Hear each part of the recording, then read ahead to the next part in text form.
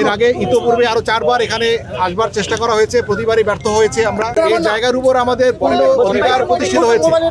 আজ থেকে এখানে 2টি ক্যাম্প চলমান থাকবে। প্রায় 2003 সাল থেকে এখানে সরকারি খাসড়া ছিল, নানানভাবে নিপীড়িত নির্যাতিত ছিল এবং এক ধরনের এখানে চক্র কাজ করেছিল, যারা সরকারকে পাশ কাটিয়ে, সরকারের প্রচলিত রীতিনীতি পাশ কাটিয়ে, এসিল্যান্ডকে পাশ কাটিয়ে তারা নিজেরাই জমির কাগজ তৈরি এবং জমির হস্তান্তর কার্যক্রম পরিচালনা করত। এবং এখানে এমনই একটা অবস্থা ছিল এখানে যে সাধারণ মানুষ এখানে ঢুকতে পারতো না, বিশেষ করে পুলিশ এখানে ঢুকতে এবং অন্যান্য আইনশৃঙ্খলা বাহিনী ঢুকতে এখানে ভয় পেত। এবার সহ এবার পঞ্চমবারের মতো এই ব্যবস্থা।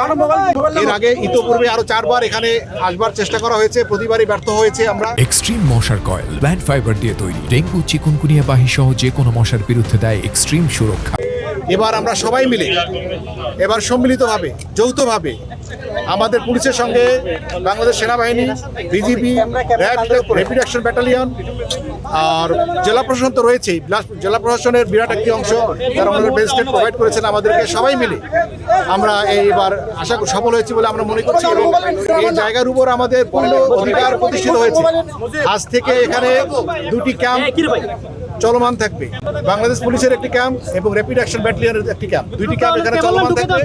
এবং আমরা পরবর্তী সময় যেহেতু আমাদের এখানে কার্যক্রম চলমান রাখতে পারি, এই জন্য আমি বিভাগীয় কমিশন মহোদয়কে অনুরোধ করেছি তিনি যেন আমাদের এখানকার যাতায়াতের ব্যবস্থা সহজতর করার জন্য প্রয়োজনীয় কার্যক্রম গ্রহণ করেন এবং এখানে যে সমস্ত উন্নয়ন কার্যক্রমের সরকারের পরিকল্পনার মধ্যে ছিল সেগুলোর জন্য দ্রুততম সময় বাস্তবায়নের কার্যক্রম শুরু করেন।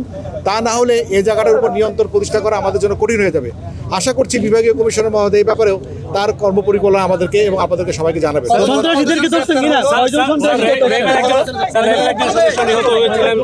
নিশ্চয়ই খুনের মামলা ছিল, সেই ব্যাপারে রিকভারি আছে কিনা এবং আপনারা জানেন অস্ত্র উদ্ধার হয়েছে এবং এখানে যেহেতু নেটওয়ার্কের সমস্যা আমাদের কি পরিমাণ উদ্ধার হয়েছে এই পর্যন্ত আমরা এখনো জানতে পারিনি। তবে এখানে আমাদের মূল উদ্দেশ্য ছিল জায়গার উপর অধিকার প্রতিষ্ঠা করা, আমাদের আধিপত্য প্রতিষ্ঠা করা, এইটা আমরা করতে সক্ষম হয়েছি। আর অস্ত্র উদ্ধারের যে বিষয়টা হচ্ছে, আমরা আজকে কি পরিমাণ অস্ত্র উদ্ধার করতে পারছি জানি না, কিন্তু আমরা যে এখানে অধিকার প্রতিষ্ঠা করতে পারলাম, এটার মাধ্যমে আমরা দ্রুত সময় আরো অস্ত্র উদ্ধার করতে পারবো। আমরা পুরো নিয়ন্ত্রণে আছে। এটা অনেক বড় জায়গা, আপনার কত বড় জায়গা আপনারা কল্পনা করতে পারবেন না, কত বড় জায়গা।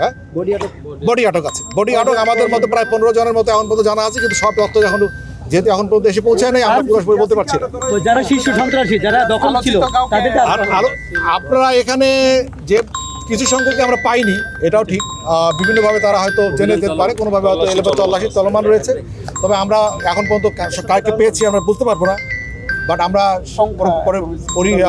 এই তল্লাশি কার্যক্রম শেষ হলে পুরো বাকি করার না, আমরা তল্লাশি কোথাও কোনো বাধাগ্রস্ত হয়নি। এবার প্রথমবার অভিযান আজকের মতো আরো কিছুক্ষণ আমরা ঘন্টাখানিক চালাবো, 1-2 ঘন্টা, যেহেতু পরিকল্পনাটা বাস্তবায়ন করার ক্ষেত্রে আমরা যে প্রতিবন্ধকতা বোধ করছিলাম, আমরা বিভিন্ন আইন শৃঙ্খলা বাহিনীর সহযোগিতায় সেই প্রতিবন্ধকতা থেকে আজকে আমরা মুক্ত হলাম।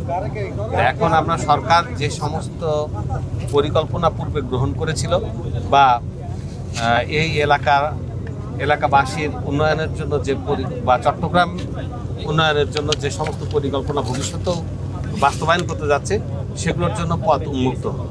তা আমরা এখন নিয়মিতভাবে যে সমস্ত পরিকল্পনা এখানে করা হয়েছিল সেগুলো বাস্তবায়নের লক্ষ্যে কাজ করে দেওয়া। গ্রুপগুলো কি থাকবে? যতদিন দখলদার ছিল এতদিন এটা প্রশাসনের একদম শহরের সাথে লাগোয়া, সিএমপির এটা এলাকা, আপনাদের এলাকা, একটা বড় একটা মাথা ব্যথা ছিল। আপনার কাছে মাথা ব্যথা কমছে বলে মনে হয় যে আপনার আসলে নিয়ন্ত্রণ প্রতিষ্ঠা থাকবে কিনা? অবশ্যই ব্যাপারটা খুবই দুঃখজনক ছিল যে এটা অনেক আগেই হওয়া উচিত ছিল, কিন্তু আমরা মাঝখানে আপনারা জানেন যে আমরা একটা সুন্দর সুষ্ঠু নির্বাচন পরিচালনা করলাম। আমাদের মনোযোগ ছিল একটা সুষ্ঠু নির্বাচন পরিচালনার জন্য।